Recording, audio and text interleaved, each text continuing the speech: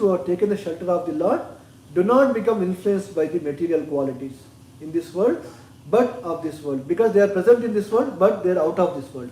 They are not actually attached to this material, three modes of material nature in this world. If one takes shelter of Krishna by the process of bhakti yoga, then also he is not entangled in the material existence. Just like Krishna is never entangled in dealing with the matter, so the process of bhakti yoga will make us overcome miseries of this world, and we can withstand onslaught of these material miseries. So here the one word is Prabhupada is so important here, tadashrayaha. So one who takes shelter of the Lord. We have to take ashraya actually. If you do that, definitely will not entangle in this material world. So this is a similar thing they mentioned in the Bhagavad Gita 7.14 also. That's a verse actually. Daiviyeshi gunamayi mama maya duratya mameva ye prapajyante mayam yetam tarantike. So we all know this verse, that this divine energy of mind consisting of three modes of material nature is very difficult to overcome. But those who are surrendered unto me can easily cross beyond it. That's what this sloka is, this word is explaining. Tad ashrayaha. One who takes shelter of the Lord, they will not get entangled by the three modes of material nature in this world. They are not affected by the material things in this world. They are always self-situated. Like how Lord was self-situated, they are also self-situated here. So Krishna has created this system, but is not part of the system. So in Ishopanishad, it is mentioned about Lord Krishna, about how he is not entangled in this world. So let me read that sloka here. It's explaining about Lord, qualities of Lord Krishna actually. I'll read the purport here actually. Such a person must factually know the greatest of all, the personality of Godhead, who is unembodied, omniscient, beyond reproach, without veins. So we also take material body, but Krishna also take material body. But we have veins and everything. But Krishna body don't have any veins. That is the importance of Lord Krishna body here. That is significance. Pure and uncontaminated. The self-sufficient philosopher who has been fulfilling everyone's desire since time immemorial. So it's clearly explained about Lord Krishna's body and about our body. He is unembodied and everything. He doesn't have any veins also. That's what Prabhupada explained about here. And we all know the famous verse from the Garuda Purana, Om Apavitra Pavitro Va Sarvastam Gato Gega Yasmaret Pundari Kaksham Sa Bhaya Abhyantaram Suchihi. So both pure and impure, passing through the conditions of material life, if remember the lotus-eyed Lord, then one becomes externally and internally will clean. That's what we have to always remember the Lord, so it will be always pure. That's what we will not attach this material, these three modes of material, which will not even affect it. So that's why like Krishna is the Vice Supreme Personality of God because of these reasons. Etad Ishanam Ishasya. So what is the divinity of the Supreme Lord? Even though he is present in this world, he will not attach to this world. Even though you do the creation, maintenance and destruction and everything, but he will not be subjected to any of this actually. There is no destruction or anything like that. Krishna's body is very unembodied and everything. Doesn't have any veins. So this is the proof Prabhupada is giving in this verse. Why Krishna is the Supreme Personality of Godhead. Why he is so divine and everything. This sloka. So we'll go to the last sloka. Tammeni re bala moda. Tammeni re bala moda. Strainam chanu vratam raha. Strainam chanu vratam raha. Apramana vido bhattar. Apramana vido bhartur. Ishwaram matayo yata. Ishwaro matayo yata. Tammeni re bala moda. Tammeni re bala moda. Stainam chanu vratam raha. Strainam chanu vratam raha. Apramano vido bhartur. Apramana vido bhattur. Ishwaram matayo yatha. Ishwaram matayo yata. The simple and delicate women truly thought that Lord Sri Krishna, their beloved husband, followed them and was dominated by them. That's what the women of queens are thinking about them. So they are thinking Krishna is following them and is always they are always dominated by them. They were unaware of the extent of the glories of their husband, as the atheists are unaware of him as the supreme controller. So, here it's mentioned, Abalaha. There are two words that are very, very important here. Abalaha, Moodaha. Abala means normally we think that in this world as powerless, because woman we think as a powerless woman. But Prabhupada here gave a different translation here. Prabhupada giving this translation, Abala means delicate, not powerless. And Muda means what normally we call it foolish, right? But Prabhupada gave the word here as simple. Prabhupada not saying it as a fools here actually. Prabhupada gave them as a simple. That's how the women of this, queens of this Lord Krishna, they are simple, very, very delicate women. So they are truly the Lord Krishna, their husband, they are actually followed them. So here also Prabhupada gives some more the purport also. Even the transcendental wives of Lord Sri Krishna did not know completely the unfathomable glories of the Lord. Why? Because they are all, by the exchange of the feelings of the internal potency of the Lord, they are actually not aware of all of these things. Because they covered the Lord Krishna's, all these glories and everything. We all know there's so many things like how Krishna did the pastimes in Vrindavan, but they are not thinking about the Lord. And the friends of Lord Krishna, they are playing with him like a normal boy and everything. They are doing all the pastimes and everything. The Lord exchanges transcendental relations in 5 ways. The proprietor master, the Prabhupada translated Shantarasa as a proprietor here.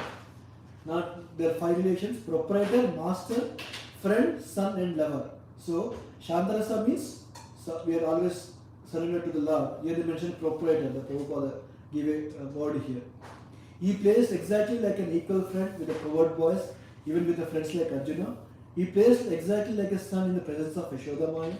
He plays exactly like a lover in the presence of the coward damsels. And he plays exactly like a husband in the presence of the queens of Dwaraka. Such devotees of the Lord never think of the Lord as a supreme, but they think of him exactly as a common friend, a pet son, or a lover or husband, very much dear to heart and soul. This is the relationship between the Lord and his transcendental devotees. The devotees who love these 5 rasas, they never think themselves Lord as a supreme personality. They are thinking about whatever the rasa they are in, they want to associate with Lord in that way. So whatever the pastor Krishna may be doing it. So Yashoda Mata saw Krishna, the whole universe in Krishna's mouth. But still, so she thought like he is the supreme personality of God. He is just my child. So that's not the position of these devotees. And the further down in the verse, it's mentioned that the wives of Lord Krishna were made to forget the immeasurable glories of the Lord by the internal potency, so that there might not be any flaw of exchange. And they took it for granted that Lord was a henpecked husband, always following them in lonely places. Here the significant word Prabhupada used, henpecked husband. So it's mentioned that like a woman will always like going after husband, like unless they get whatever they need, they always want to go after husband. That's why the Prabhupada gave significance for here, henpecked husband. They're always going after him, like pecking. Unless so I'm hearing one of the lecture, Prabhu was mentioning like that's what the relations in this world, right? So even though we get married and everything, and because like to worship the Lord, we are worshipping the Lord in a seva bhava, right? We are understanding the Lord and we are actually doing servicing, get to understand about Him like by reading the scriptures, from the devotees and everything. We are understanding about the Lord. Then we are serving in such a way that. So here also the Prabhupada mentioned that even though women are like they are thinking that whatever the dealings that the Lord is doing with them, they are taking it as a granted. The queens of the Lord, they are taking it for granted. And He is always following them in the lonely places. In other words, even the personal associate of the Lord do not know Him perfectly well. So what do the thesis writers or mental speculators know about the transcendental glories of the Lord? The mental speculators present different theses as to His becoming the cause of the creation, The ingredients of the creation are the material and efficient causes of the creation, etc. That's why the people in this material world, they will consider the pastimes of Lord Krishna, Lord Rama as mythological things. They are not things as a historical, like what really happened like that. They think it is a mythology. Like one time, like Bhaktirasamrita Maharaj is mentioning in one of the lectures. He went to a bookstore in India. He wanted to see some books of the Krishna Ram. So he went and asked him, like the bookseller, like he went and asked him, where is the Ramayana or Bhagavad Gita? They are in the mythological section. That's how like they gave it the title for them actually. The books of Ramayana, and they are atheists actually because they don't know about Lord glories and everything. That's why they can. It's in India. Like, in India, Maharaj went to one of the bookstores. That's how they consider. They don't consider personality of God pastimes as high actually. They consider it mythology. But they think about all the things which are happening in this material world as a real actually. The movies and everything, they are really happening. That's what about this. These Prabhupada is mentioned here about. These writers are metaphysically know about they do not know about this, all of these Lord's glories. But all this is but partial knowledge about the Lord. Factually, they are as ignorant as the common man.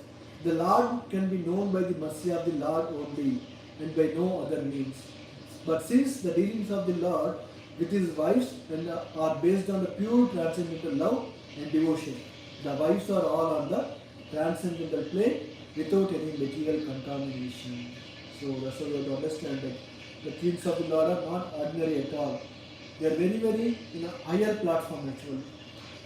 It's all based on the pure transcendental love and devotion. They are all on the transcendental plane without any material contamination.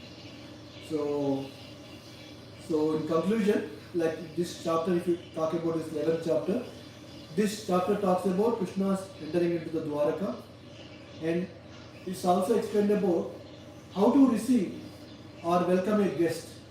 Krishna entering into the Dwaraka now, how the people of Dwaraka or queen, the ladies of Dwaraka, how they are actually welcoming the Lord. That is one of the takeaway from this chapter. How we welcome a guest. If somebody comes to temple or our house, how do we welcome them? How do we learn all of these things? This chapter actually explains about it. And also, how the ideals in human civilization and how city life looks like. So Dwaraka is like a very, very elevated place, and how the people in this Dwaraka, they actually respected the Lord, and the dealings about the queens of Dwaraka and everything. That's one of the things which mentioned about in this chapter. And also, Krishna's transcendental relationship with his wives existed in Dwaraka. That is one of the main point in this complete chapter. So why Krishna's queens are so important? Why they are very in transcendental position? Why Krishna is manifested in 16,108 forms? Now he is giving happiness to all of them at the same time equally. There is no lesser high action. So the transcendental relationship with wives, how it is existing to others, also mentioned in this chapter. And finally, art of reciprocation. That is the main takeaway from this chapter. There are two things. One is Sambandha, second is Abhideya, and finally will be Prayojana. Sambandha is being firm in this deals. Whatever they are doing, they are not compromising anyway. They are doing everything diligently, whatever they want to do it. They are giving full enjoyment. Even they are suffering like Krishna is not there with him all the time, still they are worshipping Lord Krishna. Whenever he comes to the palace, they are worshipping him the same way. Every day they are doing the same thing. Not only the queens, even the women in this Dwaraka also. When Krishna is walking on the Raja, the path, they are throwing the flowers on every day of Lord Krishna. It's mentioned that when Krishna is walking by, the people they are actually holding a umbrella. The sun was not supposed to fall on Lord Krishna, and also they are doing chamar also when he is walking on the roads. That's what they are worshipping it. It's like every day when Krishna comes out of the palaces, that's what they are doing every day. It's like someone they are being firm. They are not at all compromised about service to Lord Krishna. And Abhideya, when they are doing this, all of this, what they doing? Krishna is doing the reciprocation with them. Krishna is not like, okay, they are doing it, why I want to look after them. Every day they are doing it, why I want to do it. No. Every day they are doing it, Krishna is also reciprocating it. Abhideya. And finally, the prayer. We all know the feeling of true love naturally will come. When you do all these things, the naturally love to worship Lord Krishna, which naturally will come. So our relationship will exist in this world. So with this, like tomorrow is Ram Navami. So we all know like transcendental character of Lord Rama also. People may not like Krishna, but everybody likes Lord Rama. Big statement. Really, because like they think that Krishna actually did with the queens and everything. He actually did last dance with the gopis and everything, right? Yeah. People may some have some But you can't find a fault with the fault with Lord Rama. That's why like everybody likes Lord Rama. Yeah. So because he's simple actually. Everybody knows he has one wife. He actually be dharmic and everything. Whatever his father says, he listens. They are very close to the people's hearts actually. That's why like they worship Lord. Yeah. Very, so much actually. So much because love. they don't know the depth of Yeah, exactly. Material people are they are attracted to Lord Ram rather than most of the Krishna. So, Padmanaga, last question. So people, we are talking about the queens of Dwarka, their love for Krishna, Krishna's reciprocation. Somebody asks you, why does Krishna have 16,100 wives? What would you explain? How would you explain this? Because of the penance and the austerities they have done in the previous lives, and they want to give up all the material attachments. That's from the queen's perspective. They have done penance and sacrifice to get Lord as the husband. But why does the Supreme Lord have 16,100 wives? You understand my question? Yeah, I got it. Because he can. Yes. Because he can. Because it's a So explain.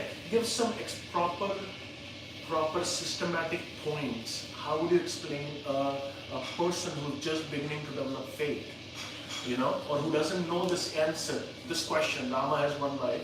Why does Lord? And in addition, he's having rasa dance with the young gopis of Vrindavan. This is child abuse. It's basically sexual abuse. So that's explain that. So that brings up a good question actually.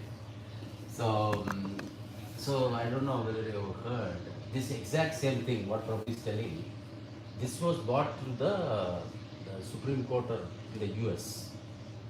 How can we believe in a God who is so like it's a debauchery? What he's saying, it's like debauchery, right? 16,000 women, how can they this thing? So this question was brought up to the court actually. It's a legal matter. Oh, really? Okay. And they brought some. And I'm just trying to bring up this thing. Yeah. So the point here is, and this was brought by a Christian missionaries.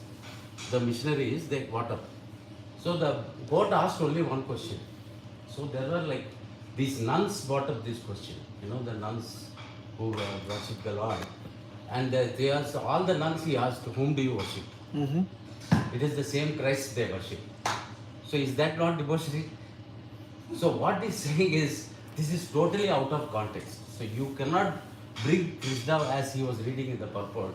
You cannot bring the Lord down to a mundane level and you are talking about like just common people and all those things. That is the biggest blunder we are talking. We are bringing down the Lord to a normal level as if. How can you compare yourself with the Lord? It's totally, so that probably that's what I would. My question would be, why only 16,000? Why not 1 million wives? Our question wasn't enough. How is it wrong? Smart population. So basically, philosophical point. Yes, bro. Number one. Yeah. Sir. He's the Supreme Lord. Yeah. His body is not material. Exactly. The pastimes of love are exchange of service and worship, and to satisfy the supreme spiritual senses of the Lord. Right. And in the spiritual realm, there is diversity. Right. There is not homogeneity. There is diversity. Mhm. There is rasa. Right. And there is true transcendental pleasure. Right. So these pastimes, first of all, are not on the level of mundanity. Right. They are on the level of transcendence. Right. Lord's body is made up of spirit, Right. and these are his energy, his internal potency, and their bodies are also made of spirit, Right. spiritual. Just like a nun's body or a worshipper's body, Correct. Jivan Mukta Sa Uchyate, when your body actually transforms into spirit, then you can also experience that rasa Right. of Parakiya Bhav with the Lord, even in the current body. Correct. You can experience that. The Goswamis are experiencing, our Acharyas are experiencing. All of the people who are writing about the rasa dance of the Lord, they're experiencing. So it's not mundane, it's transcendental. Lord has a spiritual body with spiritual senses. Those who worship and serve the Lord, their body also becomes spiritualized. In the realm of spirit, there is no lust or want or modes of passion and ignorance and Like the greed. iron in the fire, right? Iron in the fire, yeah, it becomes fire. Yeah. So you are experiencing spiritual rasa. Lord is the owner and proprietor and enjoyer of matter. So why only 16,108? Why not everybody? Ultimately, we all want to surrender to the Lord. Exactly. But it is only after lifetimes of surrender and sacrifice one comes to the point where one can have exchange of spiritual rasa with the Lord. So, bas, okay, take it. We're finishing it. Yeah. Bas. Chai. Srimad Bhagavatam ki Jai. jai. Srila Prabhupada ki Jai. jai. इसके परमात्मा प्रभु की जय। So Yogesh, I will not do this for you. I will explain to you how to chant.